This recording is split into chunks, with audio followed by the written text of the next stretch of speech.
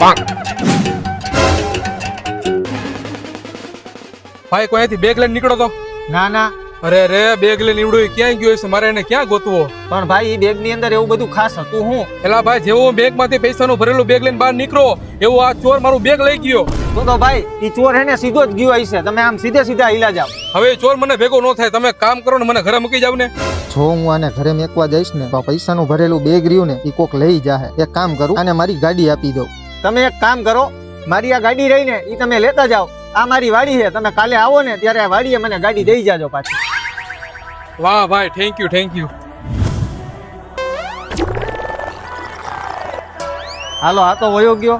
હવે આ બેગ ની અંદર કેટલાક પૈસા છે ને એ હું જોઈ લઉં, પછી હું નવી 4 વ્હીલ લઈશ.